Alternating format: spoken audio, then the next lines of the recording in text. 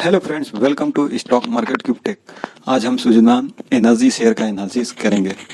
Renewable energy company Suzlon का share बीते एक महीने में लगभग डबल हो गया है। सुजलान के शेयरों में तेजी की वजह यह बताई जा रही है कि भारत की सबसे बड़ी विंड टरबाइन मेकर की नेटवर्थ एक दशक के बाद पॉजिटिव आ गई है।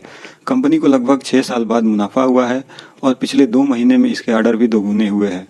एक महीना पहले यानी 15 मई को सुजलान का शेयर 8 रुपये 20 पैसे था। वहीं 12 जून को इसका शेयर बढ़कर 15 रुपये 75 पैसे हो गया, जो इसका 52 वीक हाई भी है। हालांकि आज यानी गुरुवार को कंपनी का शेयर मामूली बढ़त के साथ 14 रुपये 50 पैसे पे बंद हुआ। एक महीने में निवेशकों के 1 लाख इस कंपनी ने 2 लाख रुपये में बदल दी। अगर किसी निवेशक ने एक महीना पहले कंपनी के 1 लाख रुपये के शेयर खरीदे होते तो उसका निवेश अब डबल होकर 2 लाख रुपये हो गया होता।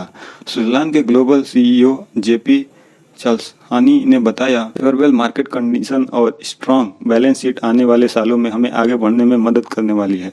सुजलान की ऑर्डर बुक बढ़कर 1542 मेगावाट हुई है। 31 मई 2023 को सुजलान की ऑर्डर बुक 652 मेगावाट थी। अब यह बढ़कर 1542 मेगावाट हो गई है। हाल ही के हफ्तों में मिले कुछ बड़े ऑर्डर की बदौलत कंपनी के शेयरों में तेजी आई है। नए फाइनेंशियल ईयर में अब तक फर्म को 890 मेगावाट के ऑर्डर मिले हैं। ऑर्डर बुक लगभग 780 मेगावाट 51%। अब इसकी नई 3 megawatt S144 wind turbine generator WTG series के लिए है। कंपनी ने दुनिया भर में एक माइलस्टोन हासिल किया है। भारत में सुजलान के पास अब अपने 2.1 मेगावाट WTGS के लिए 3.1 GW की मैन्युफैक्चरिंग कैपेसिटी है। जब कंपनी 3+ MWTGS की मैन्युफैक्चरिंग शुरू करेगी तो इसकी कैपेसिटी को फेज मैनर में 4500 मेगावाट तक बढ़ाया जाएगा। इस हफ्ते कंपनी ने दुनिया भर में 20 gigawatt installed wind turbine capacity का माइलस्टोन भी हासिल किया है। पूरे भारत में इंस्टॉल्ड विंड कैपेसिटी का 33% सुजलान का है। सुजलान ने 2021 फाइनेंशियल ईयर में 59 मेगावाट और 2022 में 204 मेगावाट ऐड किया था।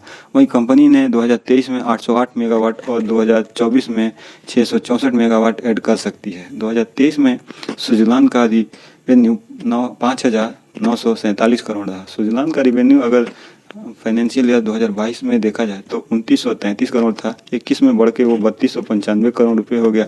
कंपनी 2022 फाइनेंशियल ईयर में 6520 करोड़ और 23 में देखा जाए तो 5947 करोड़ हुआ। कंपनी का profit after tax PAT 2023 167 crore रहा। पिछले 6 साल के बाद कंपनी का PAT पहली बार पॉजिटिव में आया है। 6 साल बाद कंपनी का जो PAT है यानी कि कंपनी का प्रॉफिट आफ्टर टैक्स जो है वो प्लस में आया है, यानी कि पॉजिटिव आया है। 2023 में कंपनी के आखिरी में कंपनी का नेटवर्थ 1099 करोड़ हो गई है। एक दशक के बाद पहली बार कंपनी की नेटवर्थ पॉजिटिव आई है। फाइनेंशियल ईयर 2023 में कंपनी का नेट डेट घटकर 1180 करोड़ रुपए हो गया है। फाइनेंशियल ईयर 2020 में 13,003 करोड़ रुपए था, जो अभी घटकर 1180 करोड़ हो गया है। कंपनी ने मई 2022 में राइट इशू और रिफाइनेंसिंग के जरिए 16 लेंडर्स को सिर्फ 2 नए लेंडर्स में बदल दिया। सुजलान के लिए एक और पॉजिटिव यह है कि कंपनी के पास 2023 में नेट फाइनेंशियल कॉस्ट को 44% तक कम करने की क्षमता थी।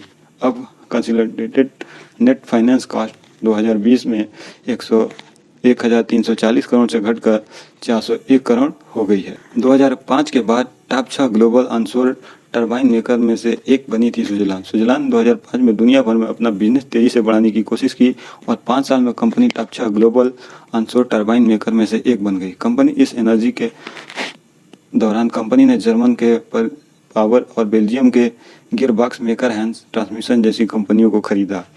फाइनेंशियल 2009 तक सुजलान का रिवेन्यू 26,000 करोड़ से ज़्यादा हो गया और कंपनी को 1,600 करोड़ का नेट प्रॉफिट हुआ था। हालांकि कुछ समय बाद सुजलान के US विंड फार्म्स में इसकी मशीनों में कुछ ब्लेड टूट गए थे और ग्लोबली इसका मार्केट भी क्रैश हो गया था। कंपनी ने फिर एक रेटफिटिंग प्रोग्राम की कोशिश की थी, लेकिन इस घटना की व्यापक रूप से पश्चिमी मीडिया और भारत में रिपोर्टिंग की गई, जिसके कारण कंपनी का मार्केट कैपिटलाइजेशन 2010 में 68,000 करोड़ से घटकर 8,000 करोड़ हो गया।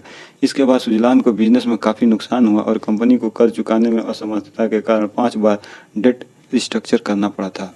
इसके बाद सन फार्मास्यूटिक्स के प्रमोटर दिलीप संघवी सुजलान के लिए एक मसीहा बनकर आए। उन्होंने 2015 में 1800 करोड़ में कंपनी की 23% हिस्सेदारी खरीदी। फिर बैंक ने सुजलान को लोकल मार्केट पर फोकस करने और लागत कम करने के बिजनेस को रियोगनाइज करने को कहा था। अब सुजलान की मुश्किलें कुछ हद तक खत्म हो रही हैं। वही कंपनी के फाउंडर, चेयरमैन और मैनेजिंग डायरेक्टर तुलसी ताती का पिछले साल 1 अक्टूबर को 64 साल की उम्र के दिल का दौरा पड़ने से निधन हो गया।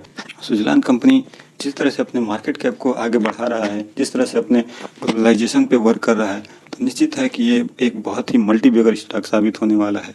अगर इसमें लॉन्ग टर्म के लिए निवेश किया जाए तो आने वाले समय में इस शेयर से बहुत अच्छा इनकम जनरेट किया जा सकता है।